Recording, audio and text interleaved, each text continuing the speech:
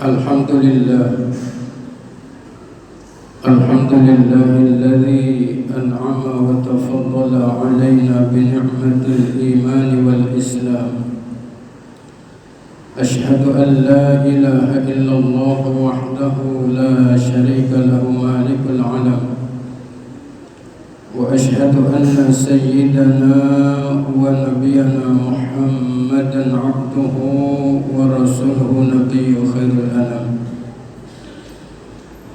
Allahumma salli wa sallim wa barik ala sayyidina Muhammadin wa ala alihi wa ashabihi ajma'in.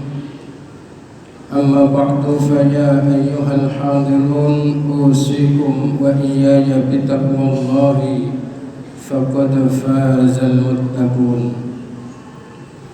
وقال الله تعالى في كتابه الكريم: أعوذ بالله من الشيطان الرجيم بسم الله الرحمن الرحيم وإذا سألك عبادي عني فإني قريب أجيب دعوة الداع إذا دعان فليستجيبوا لي وليؤمنوا بي لعلهم يرشدون. وقال رب اشرح لي صدري ويسر لي أمري واحلل عقدة من lisani yafqahu qawli. Amin. Amma ba'du. Puji serta syukur tak henti-hentinya kita panjatkan kehadirat Allah yang Maha Ghafur atas limpahan rahmat, nikmat dan karunia-Nya. Salawat salam semoga senantiasa terlimpah curahkan kehadiran junjungan kita Nabi besar Muhammad sallallahu alaihi wasallam. Dan mari kita tingkatkan takwa kepada Allah dengan sebenar-benar takwa, yaitu dengan melaksanakan perintah-perintahnya, menjauhi serta meninggalkan larangan-larangannya. Ma'asyiral hadirin sidang jemaah rahimakumullah. Di masa pandemi kita begitu akrab dengan istilah 3M. M yang pertama adalah mengenakan masker. M kedua adalah menjaga jarak. Dan M yang ketiga adalah mencuci tangan.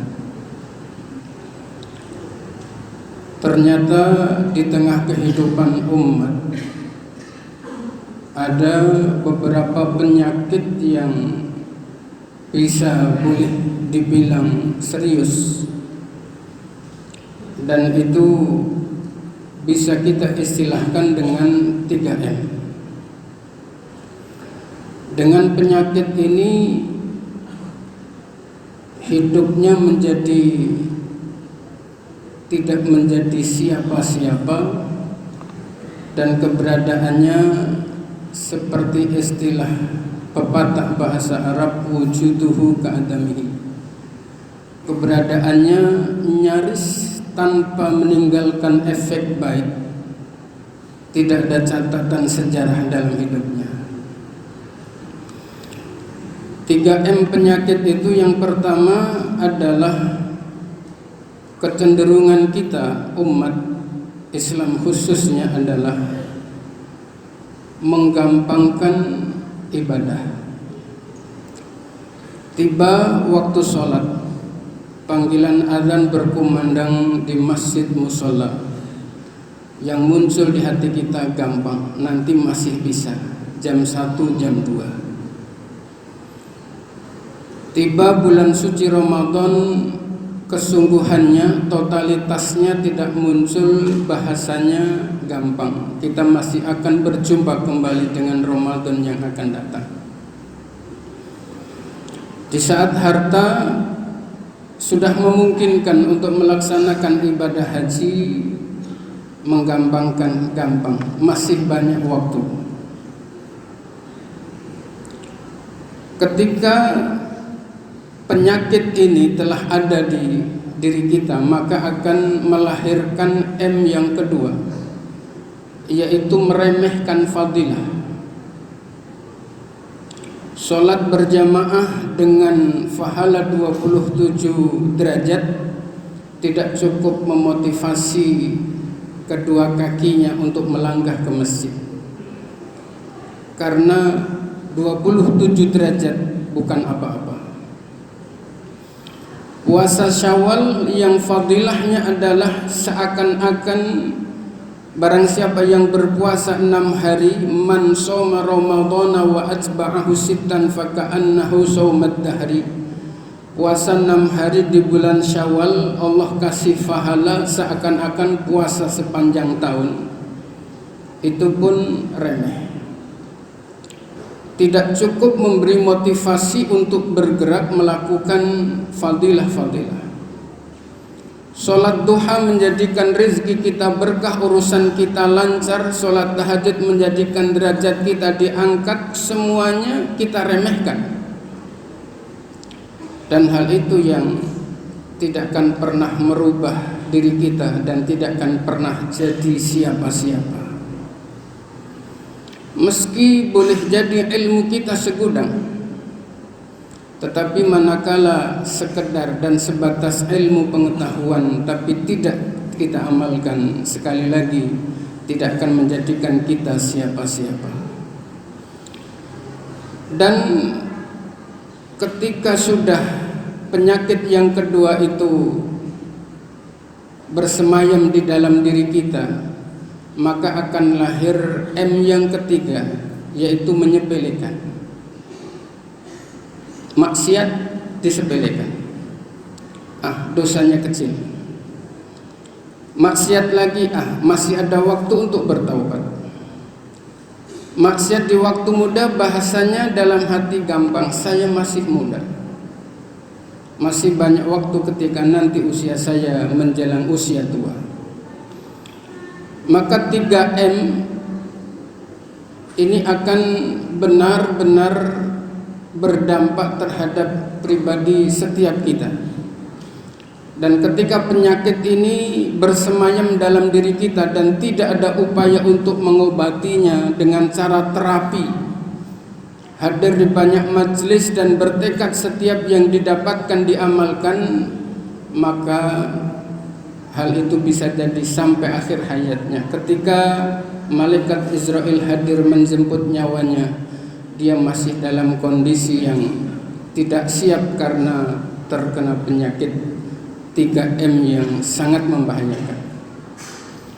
Ma'asyiral hadirin jamaah Jumat rahimakumullah. Dalam konteks ini ada beberapa hadis yang ditulis oleh Syekh Nawawi Al-Bantani di dalam kitab fenomenal karya beliau, yaitu Nashihul Ibad,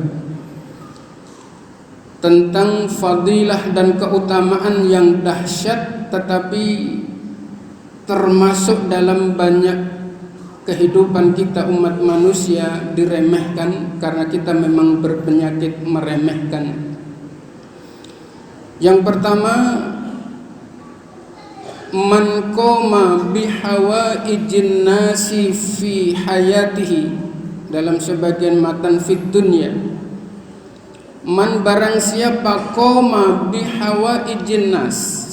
Qoma arti satu katanya adalah berdiri, tetapi qoma bihawaijin nas adalah barang siapa yang berusaha membantu orang lain fid dunya, ketika dia hidup di dunia, maka qadallahu hawaijahu, Allah akan jamin seluruh hajatnya, seluruh urusannya Allah selesaikan, dunyan wa ukhran, bahkan dunia dan akhirat. Jamaah rahimakumullah, kalau kita lihat redaksinya, konteks audiensnya, khitabnya adalah nas, manusia, belum segmen khusus muslim atau mukmin. Membantu sesama manusia, tidak peduli agamanya, tidak peduli hasil daerahnya, asal daerahnya, bahkan dari negeri mana sekalipun. Yang namanya manusia perlu bantuan, kita bantu, perlu pertolongan, kita tolong. Itu tidak gratis. Dan sebagai motivasi lain, bukankah baginda Nabi ketika 13 tahun dakwah di kota Makkah, beliau mayoritas audiens dakwahnya adalah non-muslim. Sebagai fakta sejarah bahwa Sayyidina Umar adalah orang yang masuk Islam dalam urutan ke-40. Dan setelah Sayyidina Umar masuk Islam, gak lama kemudian umat Islam beserta Nabi bahkan hijrah dari kota Makkah ke Madinah. Artinya audiens dakwahnya Nabi beserta sahabat-sahabat yang ada pada waktu itu adalah non-muslim. Bahkan satu ketika baginda Nabi pernah di rumah beliau didatangi oleh seorang kafir Yahudi dengan tanpa basa-basi, tanpa permisi, langsung masuk ke rumah dan bahkan masuk ke dapur mengambil makanan. Apa sikap baginda Nabi? Apakah marah? Tidak. Justru orang kafir Yahudi ini beliau temani makan sepiring berdua. Dan bahkan hingga 3 hari orang Yahudi ini berada di rumah Nabi. Begitu masuk hari ketiga baginda Nabi keluar dari rumah sesaat, tapi begitu Nabi kembali ke rumah tidak dijumpai lagi orang kafir Yahudi ini. Kemudian baginda Nabi bukan menyalahkan orang Yahudi yang datang dan pergi tanpa permisi, tetapi justru Nabi bertanya dalam hatinya, jangan-jangan ini adalah karena tersinggung oleh sikap saya. Akhirnya sehari kemudian didatangi oleh baginda Nabi dan ternyata kafir Yahudi ini dalam keadaan sakit keras. Di hadapan orang tuanya baginda Nabi mengajarkan syahadat dengan kondisi yang sangat parah. Kafir Yahudi ini memandang wajah orang tuanya dan orang tuanya faham akan maksud pandangannya itu dan mengatakan itba' Muhammad, ikuti apa yang diajarkan Muhammad. Kemudian mengucapkan 2 kalimat syahadat dan kemudian meninggal dalam keadaan husnul khotimah. Man qoma bihawaijin nas. Di saat kehidupan kita cenderung individualistis, maka motivasi bahwa menyelesaikan masalah-masalah hidup kita caranya adalah dengan membantu siapapun yang perlu bantuan. Tidak peduli agama, tidak peduli asal daerah, bahkan beda negeri sekalipun. Yang namanya manusia adalah perlu kita bantu dan itu menjadi solusi dan tidak gratis untuk kita. Yang kedua, man qada bihawaijil muslim. Man barang siapa qada yang menyelesaikan bihawaijil muslim dengan hajat-hajatnya orang muslim, hajat dan satu hajat. Orang membantu saudara muslim satu hajat saja, maka Allah berikan sesuatu yang luar biasa, yaitu kana minalladina, seakan-akan dia adalah orang yang yakmaluna, menjalankan kaman hajja wa tamaro, dia mendapatkan pahala seperti melakukan ibadah haji dan umrah hanya dengan menyelesaikan atau membantu satu urusan sesama muslim. Maka Allah akan berikan pahala seakan-akan melakukan ibadah haji dan umrah. Jangankan orang jauh, ya, orang dekat sekalipun dengan kehidupan yang cenderung individualistik ini ternyata kita abai, dan itu adalah penyakit yang membahayakan, yang akan sekali lagi menjadikan diri kita dan hidup kita tidak sampai kemana-mana dan tidak akan jadi siapa-siapa.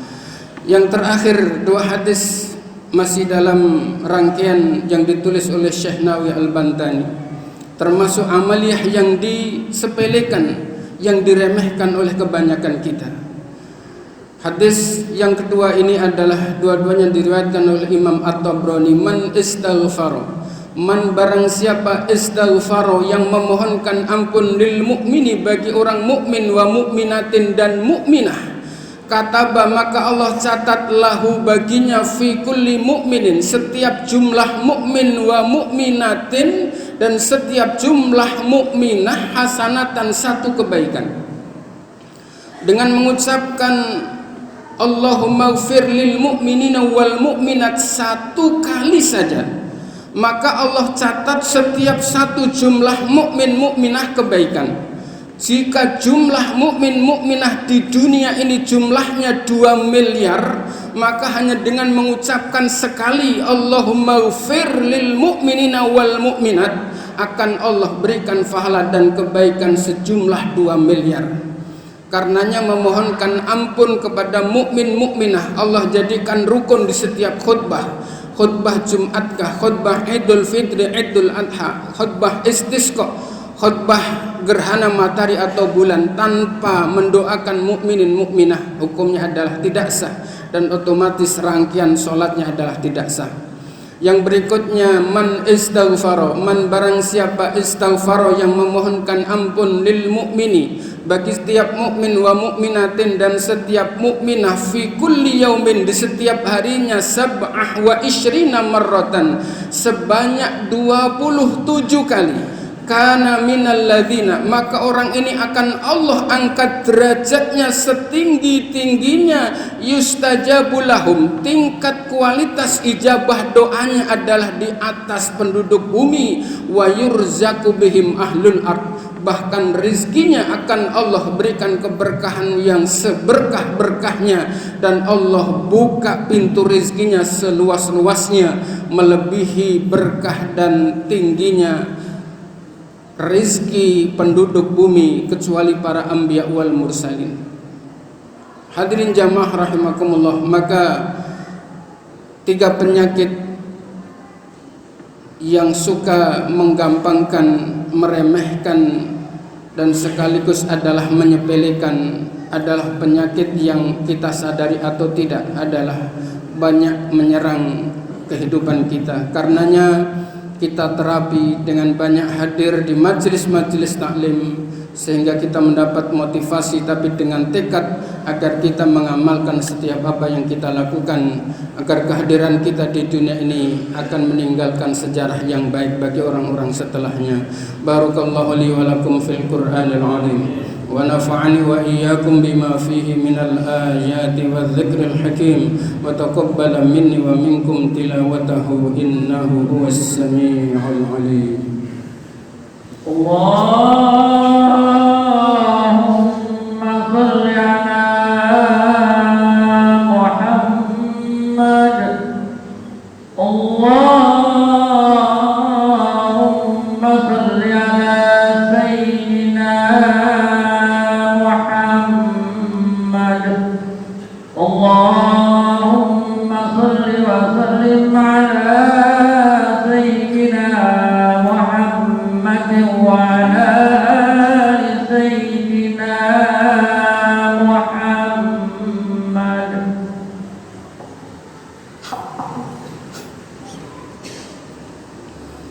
Alhamdulillahi hamdan katsiran kama amara. Asyhadu an la ilaha illallah wahdahu la syarika lah, irghama liman jahada bihi wa kafar.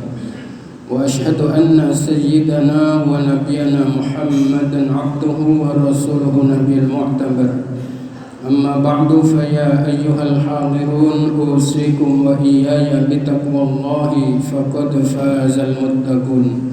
Wa'lamu anna Allah shalla ala nabiyhi qadima wa amarna bidzalika irsyadan lana wa ta'lima. Wa qala ta'ala wa lam yazal qailan 'alima inna Allaha wa malaikatahu yusalluna 'alan nabi ya ayyuhalladzina amanu sallu 'alaihi wa sallimu taslima. Allahumma salli wa sallim wa barik ala sayyidina Muhammadin wa ala alihi wa ashabihi ajma'in wa ala tabi'it tabi'in warḍa 'anna ma'ahum bi rahmatika ya arhamar rahimin. Allahumma ighfir lil mu'minina wal mu'minat wal muslimina wal muslimat al ahya'i minhum wal amwat wa ya qadiyal hajat. Allahumma ansur man nasara ad-din wa akhdhul man khadhala al muslimin waj'al baldatana hadhihi baldatan tayyibatan tajri fiha ahkamuka wa sunnatu rasulika ya arhamar rahimin. Rabbana atina fid dunya hasanah wa fil akhirati hasanah wa qina adzaban nar. Ibadallah, innallaha ya'muru bil 'adli wal ihsan wa ita'i dzil qurba wa yanha 'anil fahsya'i wal munkari wal baghi يعظكم لعلكم تذكرون اذكروا الله العظيم يذكركم واسألوه على نعمه يعطيكم ولذكر الله أكبر